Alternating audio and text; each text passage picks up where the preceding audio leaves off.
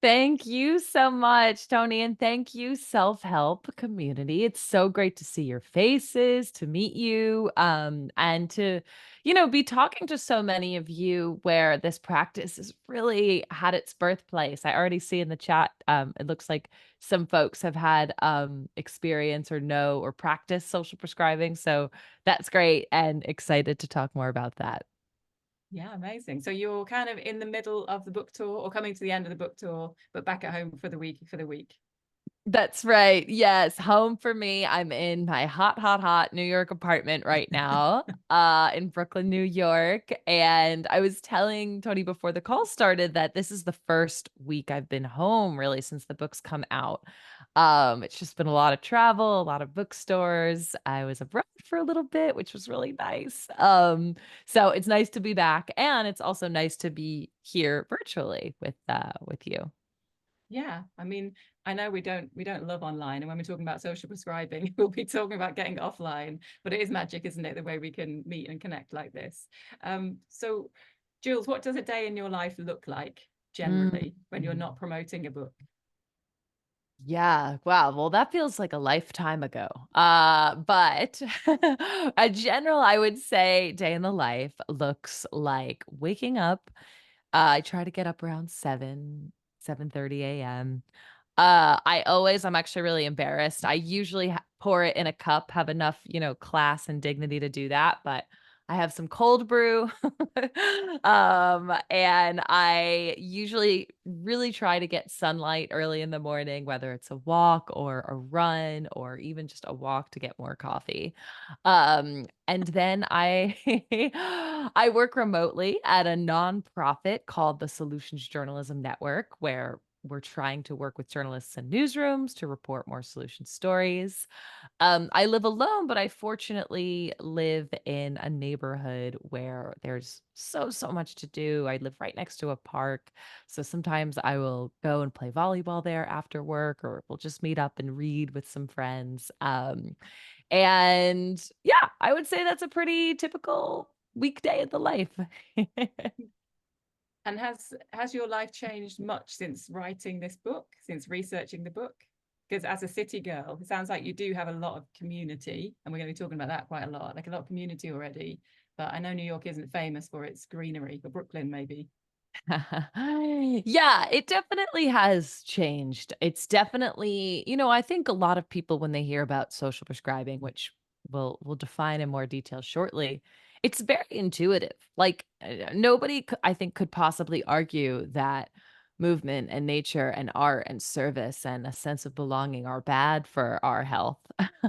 But having researched a lot of the science behind why those five things are especially good and what kinds of ailments they're especially good at addressing, I think I'm like much more mindful. Like when I find myself really overwhelmed by email, which is often, Mhm. I follow the science, which says actually getting out into nature, not even necessarily to move, but just to sit in nature can be so restorative and effective for those symptoms of burnout and distraction and attention fatigue. So yeah, I would say it's doing the same stuff but more mindfully and more intentionally.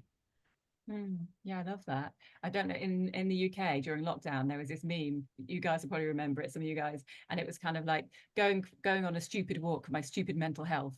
And it was like it's kind of like making fun of the fact that we know, like we might not feel like doing it, but we know that doing it will make us feel better. So even if we're grumpy about doing it, kind of getting ourselves outside and moving our bodies is like, yeah, just kind of do it, and you know you're going to feel better. It's so true, and that brings up something I talk a little bit about in the book. I mean, especially for more severe, symptoms of unwellness, especially for, let's say, clinical depression, there's something called the depression catch 22, which is that even though, there's a ton of research to support that movement and exercise and exposure to sunlight and socialization are all very, very good for the main symptoms of depression. Those same symptoms, exhaustion, loss of interest, it makes it really hard to do those things, right? It's not as if you're saying to somebody who doesn't have those symptoms to go out and do these things. So I do think that social prescriptions, which is the act of, let's say, being prescribed a spot in a sports group or a walking group or a cycling group, um, can help people overcome that initial sort of hesitancy because it is a doctor's order. Yeah, so let's get into that because I'm really interested in that. So is a social prescription, is it something that's delivered by a healthcare professional? Is that what makes it a prescription? Yeah, so let's start with a broad definition. I'm glad Richard has brought up in the chat that social prescribing has been discussed and brought up before in books like Lost Connections, which are that's a great example. It sort of proves the point of this is, a great, great book around the societal causes of and solutions to depression. And what social prescribing is broadly is a practice through which health workers literally prescribe non-medical resources and activities the same way they prescribe pills and therapies. And the tagline that I love is that it's about shifting from what's the matter with you to what matters to you. And I think you'd asked, okay, how does this work? Is it a health worker that's actually leading the social prescription? Usually not. Usually, we think, especially in the UK, where GPs today are extremely overpressured, under-resourced. There's some statistic that says actually, 1 in 5 appointments, GP appointments in the UK are made for purely social reasons. You have all that, and you have all the people getting sick with more clinical, clinically conventional, non-social, diseases. Well, someone needs to help with that, and in the UK, it's usually a position called the link worker. Mhm. And what the link worker does, maybe you could tell by the name Lincoln worker, is that there's sort of this liaison between the doctor, the GP, the health provider, the therapist, and the local community. So instead of having just 15 minutes to get to know what matters to the patient, the link worker will have up to an hour and then 40 minutes every time after. The link worker also knows which organizations in the community are sort of available to be offered on prescription. And so often, no, it's not the doctor or the link worker who's leading the group. It's often does happen though through their referral. Mm. That And makes would sense. you, and as a patient then, if you're going to, are these prescriptions for people? So this group, I think I can speak for us all, and we're kind of like, I would say we're quite savvy about this kind of stuff. So even if we don't feel like doing it, we probably know we should, and we probably read enough books and kind of know a bit about what's going on. So with social prescriptions, is it somebody going to the doctors and expecting to get a medical, like expecting to get a diagnosis and expecting to get a medical prescription, and then is given this as an alternative? I think it depends. I don't think so. First of all, I want to be careful in saying that this is not an aim to replace other kinds of medicine. Oftentimes, in fact, in the book, in the Connection Cure, we talk about how a social prescription is used to complement a pharmaceutical prescription. The other important bit is that the patient has to want it, Mhm. The same with any kind of medicine or therapy, there is a degree of the person actually wanting to, consent to receive this kind of treatment that's needed. Now, that being said, what I love about social prescribing and the tagline question, "What matters to you?" is that it's different from a doctor saying, "Hey, you should go out and meet more people," or "You should go out and exercise more," or "You should spend more time off your phone and on, out in nature." It's actually starting with what that person is intrinsically motivated by and interested in. Um, and that can help a lot, with their willingness to take the social prescription and to follow through with it. Right. So, the book talks about how Nick is somebody who struggled with ADHD, also really loved fishing. And so his social prescription was for a fishing group. Amanda is another example. She struggled with clinical depression, but she'd been curious about the open sea near her. So she was Mm. prescribed a spot in a sea swimming group. So yeah, I think it does have to oftentimes these people have not heard of social prescribing until they've arrived at their GP or kind of have heard about it in the community. But we certainly wouldn't want to force it upon anyone who's not interested in that and is really seeking another kind of medicine. Mm. I think it's about, so it's kind of about the questions, isn't it? It's like taking the time to ask the questions, and whether that's a healthcare professional or a link worker, or even asking to yourself. So like at the beginning of the book, you give the description of, is his name John? I can't remember, the very first case study.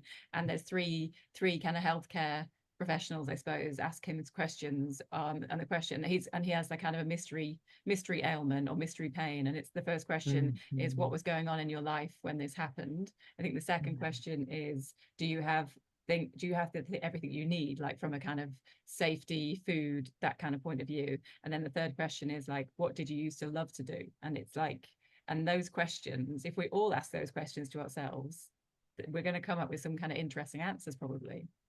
Totally. That's exactly it. Yeah. I mean, and John is a fictitious example, but the quotes from his health workers are really based on real people who lived 2000 years ago, Hippocrates and Buddha and Razis of Persia. All of them had this intuitive understanding that health is really connected to our environment. It's not just what's going on in our body, it's what's going on around us and what's happened in our past. And um, what I love about that is, well, first of all, it acknowledges that, look, until you have your basic needs met around food and cash and a sense of stability and safety, all of which is socially determined, to like use the wonky phrase, there's no sense in talking about swimming lessons and fishing groups. Like, let's first make sure people's basic needs are met, because that can often be a big source of stress and anxiety and depression if people don't have their basic needs met.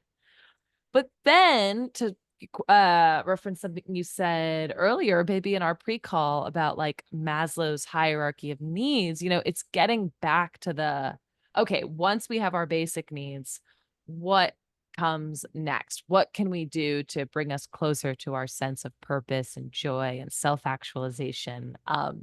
That is where these questions like, tell me about something you used to love to do before you got sick, or can you recall the last time you participated in an activity where you experienced flow and you totally lost your sense of time?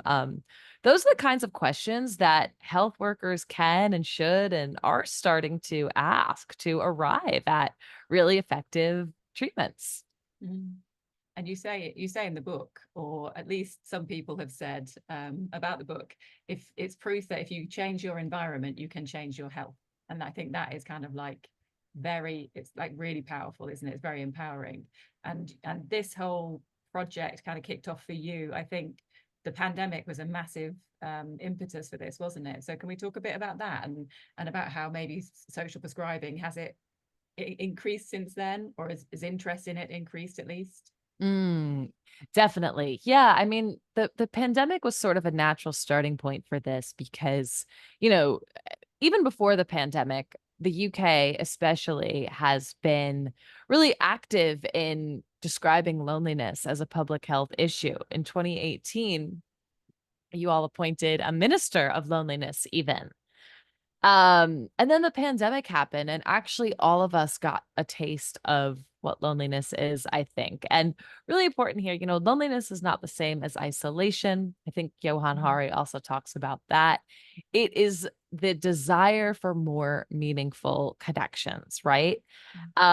So you just like, it's so cliche, but you can be lonely in a crowd. You can have 20 people around you and still feel like there's no one you can rely on at 3 a.m. in a crisis.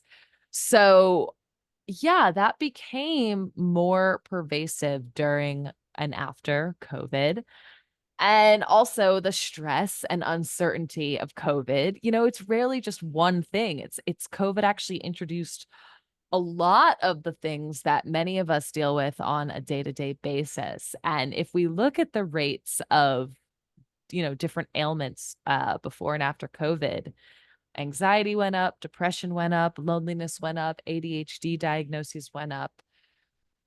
If that's true, there's some reason to believe that our environments are playing a role in that. And I agree that I think that's actually really hopeful, certainly there are biochemical elements to all of those ailments, but if at least some of it can be alleviated by our environments, then that is really, really, really hopeful. Mm. And do you have any stats on kind of the power of social prescribing? Because obviously it sounds like it makes sense. Like you say, it's so intuitive, and it's just like it's a no. We know that we feel better when we go for those walks, or we connect with our friends and all these things. But it's like, is there kind of, I know there's science behind it. So are there stats that you can give us? Yeah, sure. So this is a place actually where I think it makes sense to triangulate a lot of different statistics. So let's talk about loneliness, for example. The big stat I hear, I'm sure the shelf helpies are familiar with. If you've ever read anything about loneliness, it's that the health harms of it are equivalent to smoking 15 cigarettes a day. It increases your chance of, heart disease, cancer, anxiety, depression, stress, even premature death. And that is because of our fundamental need to connect with others. Some of the most prolific researchers on this subject have compared it to hunger, right? It's just as our hunger is our cue to refuel, our loneliness is our evolutionary rooted need to reconnect. Now, what's a hopeful statistic on the other side of that is that and this is a data, like one of the biggest data sets we have. It comes from Dr. Juliet Holt-Lunstead, in a US researcher. She looked at this big data set and she found that people who reported strong social connections were 50% more likely to survive. Like all other factors held constant, social connection increases your chances of survival by 50% as you get older. Um, Wow. so that's like a big macro level, hopeful stat about connections, the power of connections. But I wanted to structure the book in terms of movement, nature, art, service, and belonging, because actually those five um, subcategories have some really powerful stats as well. For example, we're seeing more and more data that movement, exercise is a powerful antidepressant.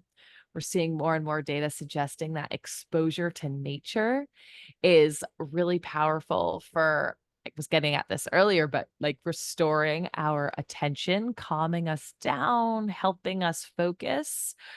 Really, really powerful data suggesting that creating and receiving art can help us deal with symptoms of anxiety.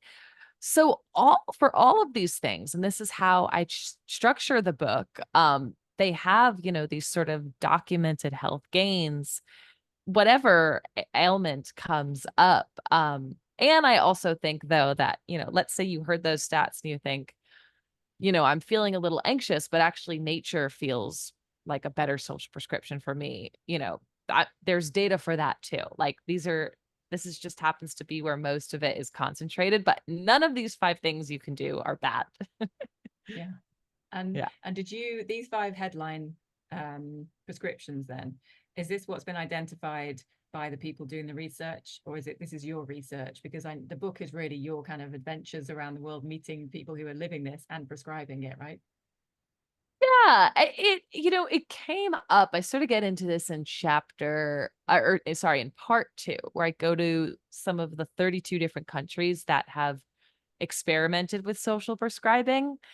Often it's some variation or combination of those five ingredients. And it makes sense, right? Because those five things we have evidence of us doing them in ancient civilizations. There's some evidence suggesting that actually, like, we evolved to move our bodies, to spend time in nature, to serve and cooperate with the community, to tell stories. So it was a little bit of both, I'm not sure that anyone formally in the social prescribing movement have said it's these 5.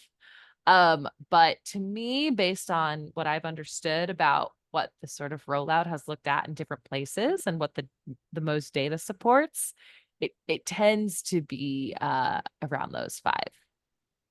Great. Can we dig into them a little bit then? And maybe you could share like a story or an experience you've had, either personally or with somebody you've met along the way for each one. Mm. For each 5. Yeah, Uh, if we've got time. Have we got, yeah, let's just yeah. kind of like a Okay. headline. Yeah, sure. Well, I obviously want people to read the book, so I don't want to give too much away, but Yeah, I can give a definitely. Yeah. headline, for movement, for example. This is the Yeah. first chapter in the book, and it's probably really intuitive for us. Like everyone says exercise movement is good, but actually, over the course of the past 200 years, it's become harder and scarier and less appealing to move. Basically based on, the sort of cost barriers that have been put up, the way that people don't always people are body conscious, right? They don't always want to work out in gyms in front of other people. And so I think what prescribing movement does, if done well, is it reintroduces that sense of fun and the team element to it almost that a lot of us had in childhood if we've ever played sports. But maybe haven't had as much of a chance to come back to since. And so one story I love to tell is about Frank. Frank was and is this incredible man, grandfather, so friendly, so loving. And at one point in his life, he was really struggling. He was severely overweight, which led him to get a diagnosis of type 2 diabetes, which led him to, have to take insulin pretty religiously. And this was especially problematic at the time because he was also a truck driver. And at the time, it was illegal in the UK to take insulin on the job. And of course, think about that, like a day in the life of driving a truck all day. You're not having so many opportunities for meaningful connection. You're not having so many opportunities to eat healthy. You're definitely not having so many opportunities to move your body. And finally, Frank comes across this lovely doctor from the north. His name's Ollie Hart in Sheffield. And he sort of was able to tell when Frank walked in the room that, you know, uh, this is somebody who doesn't love going to the doctor. This is somebody who's been told off a lot by doctors to eat healthier and exercise more. So Ollie said, I'm not going to do that. And instead, Ollie flipped the script around the question. Instead of asking, what's the matter with you and harping on all of his problems, he asked Frank a version of what matters to you and sort of what did he love to do as a child. And that led them to realize that actually Frank loved cycling when he was younger. But like most of us maybe who've ridden a bike, it's scary to get back on there, especially if we don't have a bike, we haven't done it in years. How do we do it safely today? So Ollie takes that information and through the help of his team, he prescribes Frank a spot in a course called Pedal Ready. And Pedal Ready is designed specifically for people like Frank, over 50, not necessarily an expert in biking, kind of needs to relearn some of the basics. And sure enough, Frank totally loves it. He finds his people. He looks forward to it every week. And this is my favorite part, even after the course ended, he decided to organize a separate group to keep meeting up with these people. He gave them all a nickname. They called themselves the Chain Gang. They kept the same meeting time, Tuesdays at 10 a.m. And then they started to meet on the weekends too, to do non-cycling things together. So the physical success story there is that Frank actually did end up losing 40 pounds. He ends up being able to come off his insulin on his own, something that other doctors said was never going to be possible. But the psychological win there, I think, is all Mm, of the friends that Frank made and sort of the renewed sense of joy and purpose he got from this cycling prescription and really mm, confidence back in his life, you know? Instead of mm, slinking into the doctor's office with his head down and kind of ashamed, Frank now goes and speaks at Diabetes UK conferences around the mm, country. So, yeah, that's just one for movement, but the other, uh story in that chapter talks about a similar story with clinical depression. But I'll save that one for the book. sure, sure. Yeah. No, I love that. It's so do you think Jules, do you think there's something about kind of being told by a professional? Because like we could all join a group, right? There's probably we can kind of like all Google cycling groups or dance classes or all these things. But do you think that's part of the power of it? Is it like somebody who knows what they're talking about is kind of giving you permission and an instruction or an order, maybe, to go and do this thing for your health? That's such a great question, and definitely that came up. You know, I asked Pam Walton, she's the instructor of Pedal Ready, and she says she used to hear all the time people saying, you know, why do you need social prescribing? Can't people just join your course on their own? And she says, frankly, they don't. Like, Mm, even though we've existed, even though people can do that and do that, some do, having, as you say, a doctor's orders or a doctor's encouragement mhm, to actually follow through with it is huge, you know, because first of all, a doctor is going to follow up. Second of all, a lot of data suggests that people, particularly in the UK, really trust their doctors. So, you know, there's a degree of authority.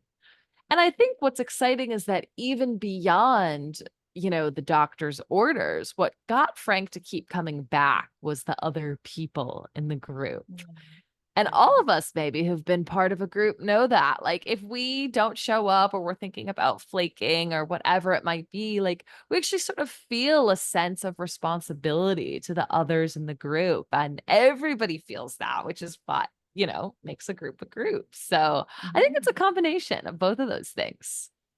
Yeah, I mean, it's accountability, isn't it, as well? And yeah, or how do we get self-help on this list of social prescribing, guys? I think we need to start to do that. And so Totally. Jules, have you like where did your interest come in then? Obviously, the pandemic is a kind of impetus for this, but from your own point of view, like mentally, physically, your health, how do you look after yourself? Have you always looked after yourself? Yeah. Well, I can get into that, but first, let me just like address the first point, which is that yes, shelf help absolutely should be able to be prescribed in healthcare. And if I could quickly just summarize one other headline from the chapter on art, it's this data suggesting that actually reading books, particularly books in which the protagonist like reminds us of ourselves or a loved one and what we're going through is extremely effective for anxiety, especially anxiety in children, right? There's a Mm, field called bibliotherapy, which explores how reading to kids and reading with kids is effective for addressing, you know, nighttime fears and worries and anxieties. And there's some data on my website in the book to back that up, but it was also really effective for this 36-year-old man named mm, Jonas who had really severe anxiety, was struggling with panic disorder and agoraphobia and social anxiety. And, you know, it wouldn't have done Jonas good for people to just say, go out and face your yeah. fears and meet your people. Like, Stop being anxious. right, just stop being anxious. That always works. Yeah. What worked for Jonas was being prescribed a spot in a cultural group. It's called Culture Vitaminer. It's in the Mm, Denmark. And one of the activities in that rotation, it ends up being his favorite activity, was a shared reading session at the library where just like this, you know, people come and discuss a book together, discuss a text together. The texts are chosen by the librarian based sort of on what she understands about the group. And, you know, Jonas says that that has been such a lasting coping mechanism for him. Like now when he finds himself feeling anxious, he'll crack open a book, even if it's a book he's read before. Because of how good that made him feel during the group, because books can often help us shift our perspective on our own suffering and calm us down, right? Yeah. So, yeah. Yes, thanks, Emma. I Oh, agree. but I think that a lot of people in this group will relate to the idea to connecting to a book, and whether that's if it's nonfiction in self-help, then often you see someone who has maybe been through something you're going through, and that can be really healing and comforting, can't it? But yeah, in fiction, when you see that and you feel that character, it is really soothing, I think. It's so soothing, and to connect Mm. this back to the question you asked about, like, why am I personally interested in this? Why in my own life, which is what chapter 3 or part 3 of the book gets into. This is for sure a social prescription that I rely on, like reading with other people. I have my eyes right now on a book that a friend gave me, Everything I Know About Love from Dolly Dolly Alderton, who's great and maybe is known by some of you. She's a very funny UK author. And it's not only like reading the words that sort of brings you perspective and calms you down and makes you feel like, okay, maybe I'm not alone in this. But my friend who gave me that book, now she and I have sort of like a Mm. proxy to talk about our feelings. And I think that's true whether it's a book, whether it's a film, whether it's a song, whether it's an art exhibit. I Mm. prescribe myself museums in the book. Um, that unifying factor of just being able to expose us to other stories, remind Mm. us that other people have gone through this thing and they've lived to tell the tale is so amazingly comforting, right? So Yeah. so that's just one thing that I personally rely on. What about you? Yeah, no, I really relate to that idea of sharing something. So like, I mean, we always joke that we want to give everybody a self-help book. Like the people who don't want it, we want to like pass it, and we sometimes do. But I think, yeah, the idea that someone cares about you enough to share something that they love is always just like, that's just going to make you feel better, isn't it? And it makes the giver feel good as well. Absolutely, and, believe it or not, that ties to what we were discussing earlier with loneliness. Like, I had this question last week. I was doing a book talk in Boston. What is the opposite of loneliness? Like, how can we make somebody feel really connected? And one element of that, I think, comes from being really seen and understood. Um, the professor John Cacioppo, who was one of the first to like actually study the physiological dimensions of loneliness, he defines its antidote as having companionship and having a confidant that affirms who you are. So I think giving somebody like a perfect self-help book is a way of saying, like, listen, I have heard what you're going through. I've been thinking about you. XYZ made me think of you. Like, check it out and let me know what you think. That is such a beautiful way of seeing somebody for who they are. And maybe like bridging that to be a two-way relationship. Another element of loneliness reduction comes from something called self-expansion. And it's this idea that like we seek close relationships because they help us understand who we are. So in other words, like if I give Morgan gave me this book and it's helped me and kind of like understand myself. That's also an invitation for me to do the same for her down the line. And then we have this sort of like mutual self-expanding thing going on. Yeah, lovely. And I love the kind of pay it forwardness of it. So it's something that makes you feel good, give it to somebody else. And I do want to touch on just aware of the time. I do want to touch on the idea of self-prescribing, which you just mentioned. But just before that, Sean in the chat has asked about whether it came from Japan, the idea of like, so forest bathing Mhm. from Japan. So should we be a bit nerdy and ask about like where did social prescribing come from? Well, I would love to actually talk about that specific example, Sean. That's a great Huh? question. And in chapter 2, we actually get into like this nerdy history because you're absolutely right that in Japan, the idea of healthcare actually like getting involved in prescribing quote unquote exposure to nature, um this was a thing in the 70s and 80s, which some of us historians might know was a really fast period of economic growth in Japan. Like, historians will call it the Japanese economic miracle. The country doubled their GDP and had all these new, industries. So on one hand, that's great. On the other hand, if you were a doctor during that time, you were seeing people dying of heart attacks and strokes. You were seeing people report stress and depression and anxiety, or, and by the way, there are different terms, obviously, in Japanese to describe this, but it was such a strong, effect that a new term emerged to describe this. It was called karoshi, meaning death by overwork. Mm. And the government, was really concerned about this, obviously. And they had tried to pass all these things to get people to stop working. Nothing was working, passing working hours, stopping on weekends. And so finally they said, instead of trying to stop the root cause of the problem, let's just invest in something that people love and that will make them want to stop working. And Mm. that was forest bathing. It was this government campaign in 1982. It was called Shinrin Yoku. That's the Japanese term for forest bathing. And it was this campaign to get people to go into the forests and not like literally bathe, like you could keep your clothes on, but really Shame. immerse.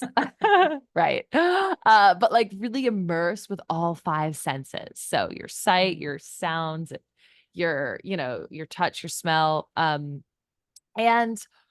they eventually, researchers in the 90s got some really hard data to confirm that this was in fact really good for reducing our stress. We produce less Mm. cortisol. Our immune activity increases. We produce more NK cells. Our heart rate slows, our blood pressure slows. All these really tremendous effects. And, this guides to your question about self prescriptions. Like, can we prescribe ourselves these things? And if you read the book, you'll see I actually prescribe myself forest bathing in chapter 12. Because, yes, I think we absolutely can and must and should prescribe ourselves forms of movement, nature, art, service, and belonging in the meantime, like as we wait for social prescribing to go more mainstream. And Mhm. of course, that's a super privileged thing to say. And one gap that social prescribing can fill is for people who lack, you know, the costs and the transportation and the equipment, like a bicycle, to, go and Mhm. try on some of these social prescriptions. So ideally, it should be more mainstream in healthcare, but in the meantime, if you go on my website, socialprescribing.co, there are some ideas of organizations that we can sort of prescribe ourselves a spot in the meantime. Yeah, brilliant. I love that. And that is such a good point. Things that some of us take for granted that I mean, and some of that is it's money, but some of it is time as well, isn't it? So it's kind of it's working out what's the if we are really stretched for time, what's the thing that we can do in that small amount of time. So for the forest bathing, going back to that, is there a kind of minimum amount of time that we need to be soaking up all that good stuff? Yeah, that's a great question. And I mean, for sure, like I relate to that. It's very ironic, actually, that forest bathing and time in nature is something we should do when we're really stressed and overwhelmed and overworked. And of course, we hear that and we feel like there's no way I have time to then go To get to the spend in forest. nature. Right.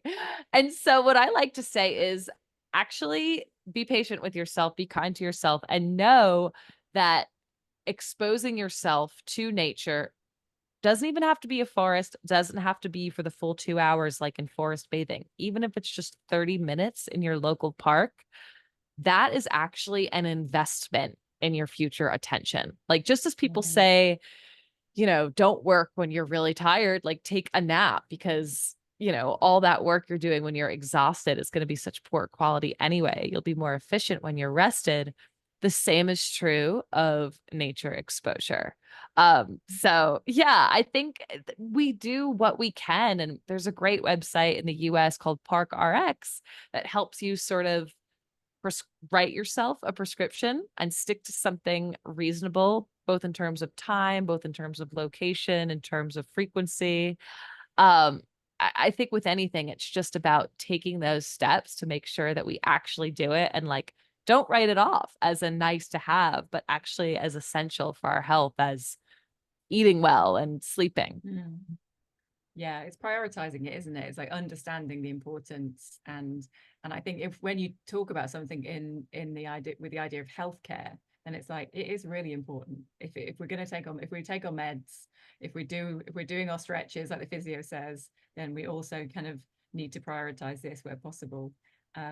So just aware of the time, guys. If we have any questions, let me know in the chat. And then I'd love to know, of the 5 prescriptions that we talked about: movement, nature, art, service, and belonging. Um, our community, let us know in the chat which one is speaking to you right now. Like if you could Mm. self-prescribe, which one would it be? I think for lots of people it's nature, really, isn't it? Or they think it's movement, but when we have the time. But what about you, Jules? Then are there any of these things that you would like to put higher up on your list? Oh, I love Sean says nature always. And you know what I love about these? Like often it's a combination, like walking in nature with other people. Boom, you Mm-hmm. have 3 of them right there. Multitasking, I love it. Right. For those of us who are like, we don't have time. It's like, wait, no, you could do 3 in 1. Um, I think that, yeah, one that I would love to get involved in more is service, like movement and nature. Okay, these feel pretty accessible to just like go outside and do. Same with art, prescribing yourself some really good moving piece of literature or film or whatnot. But I think service, what the data shows, I'm somebody who struggles with headaches a lot, like migraines. Mhm. And I've been to the emergency room for it, I've been to all kinds of specialists and I've always understood them to be like purely physical, right? My head is aching. I can barely sleep. I'm in so much pain. Actually, what the research suggests and what some of the characters in the book help to personify is that it is real, and it's also true that what we do and how we feel about it and what we can sort of do to make the pain less painful really matters.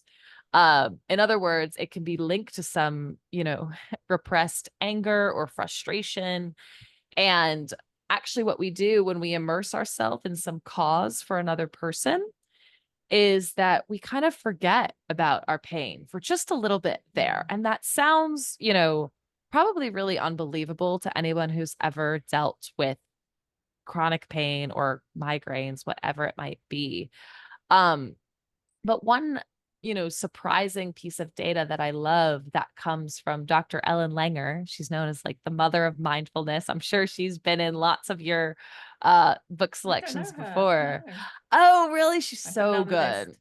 Yeah, she's kind of like the OG researcher who coined mindfulness as being this like Mhm. extreme presence and awareness of your environment. Anyway, something she says that I love is that nobody is in pain 100% of the time.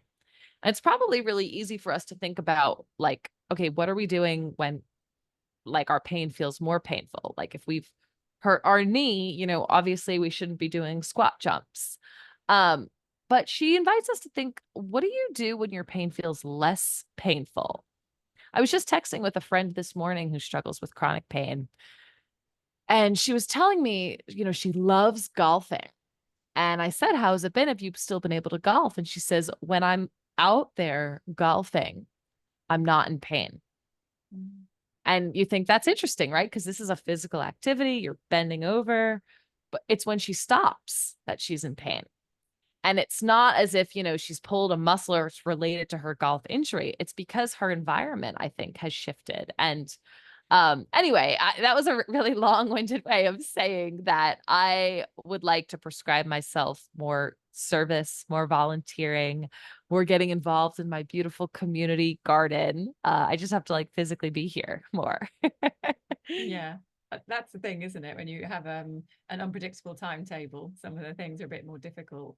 But yeah, I think a lot of people would relate to that. And like you say, the movement, nature, art to some extent, we can be self-motivated to do those things or to start incorporating them into our lives. The belonging and the service are things that take more intention, I think, aren't they? And maybe a bit more courage sometimes as well. Definitely, definitely. And maybe it's, we were talking about this earlier, but like maybe the first three, like movement, nature, art, that's where we start. And then over time and through those things, we develop certainly belonging as we do those things more with other people. And maybe even Mhm. service. Like maybe we go on to then help Yeah. other people experience this thing. Um, I'm also loving the chat and what people are responding to Richard wants this all prompt. five. Yes, you Richard, can is have all that because five, you Richard. is that because you need all five, or just because you feel like a bit of everything? What else is everyone doing? MK, I'm doing couch to 5K and going on basket bike. And also I feel like summer is an easier time to do a lot of these things, isn't it? Maybe we should have this same interview and session in winter. We'll see. There might be different Totally. suggestions. Yeah, that would be an interesting study to compare. And yes and no. Like I mean, I kind of just did it myself. I keep saying, "Okay, yeah, I'm going to do that when summer slows down." Like I think it's Yeah. a busy time for a lot of people, and so it's just as important to remember like let's do these things, prescribe ourselves the minimum dose while we can, right? Yeah. Oh, I love that minimum dose. That's lovely.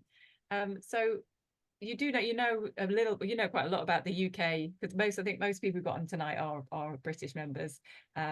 So from a UK point of view, and maybe this is relevant to most countries that are involved, like how do we get socially prescribed? Like where do we start? Or for some of us, it might be we think it could help somebody we know. Like what would be, is it booking an appointment with our GP or kind of our healthcare Yeah. professional? Yeah, great questions. And if you're in the UK, you're lucky because that is the nation where there's been the most uptake of social prescribing. It's where the term comes from. It's where there's been the most institutional investment. Like your NHS funds a National Academy of Social Prescribing. There is a social prescribing network and all of these, I would say those would be great places to start to understand based on where you live, what's available near you, who actually does social prescribing. For people in London, I actually think there's like a social prescribing map that makes it really, really easy. But I'll also say that it's had probably the most uptake up north. That's where a lot of my reporting and storytelling takes place. Sheffield, Manchester, Yorkshire, so I would say that that is a good place to start. Talk, I mean, to be cliche, but it's like talk to your doctor about social prescribing. Chances are they've heard of it. It's now being taught in UK medical school curriculum. Mm. But even if not, I would start maybe online as well and seeing what's available near you. And what's beautiful is that, thanks, Emma. Yeah, it's true though. I mean, we have so much to learn from you. And it'd be nice to say that, wow, this was just done out of the kindness of everybody's heart and this sort of reckoning that we all need these things and there's certainly some truth to that. Like the people in this movement are amazing and have gone against the grain to make this mainstream. But the fact of the matter is, this goes back to the data piece. Not only does this improve people's health and their symptoms, it also reduces pressure on health care. Yeah. And chapter 6 in the book like tells this whole story. Why did the UK invest in this? But it basically came from starting with small scale studies that showed so in places where there is social prescribing, there's 25% less emergency room visits, 25%, 28% less doctor's visits. It saves money over time. And more importantly, it helps people feel better, right? And it helps people Mm. feel better in the long term, especially the more we're learning now about some of the side effects and shortcomings of the current options on the menu or just the inaccessibility. Like, I'm not sure if this is as true in the UK, but in the US right now, it's really hard to find a therapist, particularly in the US, a therapist who covers your insurance. But as you know, that's a whole other ball game that we don't have to go into here. No, but it's empowering to know there are things we can do for ourselves. Well, like as you said earlier, I think it's like while we're waiting, while you might be waiting for the medical system, I know there's lots of people in our community who are on waiting lists for various therapies, like and medical, prescriptions and things like that. I think we all need to go and see Dr. Ollie basically in Sheffield, don't we? It sounds Yeah. like I feel like we need him in this group. He is so fantastic. He really is. And I'll also say that I think I read maybe on one of your posts on Instagram or someone had said that they were a social prescriber, that they're a link worker. By the way, there's like 70 different terms to describe this link worker role of like being the one who works in healthcare and does the prescribing. Um, but they are so lovely too. They Mm. are, oftentimes like it's their warmth and empathy and listening ear that really makes these social prescriptions go from like a good idea to something that a person actually wants to do and, feels is aligned with them. Yeah, absolutely. Brilliant. Well, I think that's a lovely note to finish on. Thank you so much, Jules, for your time. Thank you for the book. Guys, thank you for being here. I've shared a link to the Connection Cure if you're interested in learning more, which I'm sure you are now. But it's a lovely book, and it's so many brilliant examples, as we talked about earlier, seeing examples of people who are kind of using this in their life and using it to feel better mentally, physically, emotionally, all the stuff. So thanks, Jules. Oh yeah, shared that's the website, and then you said there's some examples on there as well. Yeah. Yeah, that's exactly it. And thank you so much, Tony. And thank you, all of you, for showing up. I really feel and hope and think that what you are doing should be available on prescription. This is such an incredible community. And, one thing we Brilliant. didn't talk about is sure, there's a lot to be said about the value of in-person connection, getting offline, but for everyone that's not an option. And so I think it's really lovely that you've created a virtual space that people can look forward to and connect with still. So bravo to you Mm. and thanks for having me. Thank you so much. Thank you guys for being here. And yeah, have a lovely week and we will see you soon. Thanks, Jules. Good luck with the book Thanks tour. everyone. Thank you. Bye. Take care. Bye bye.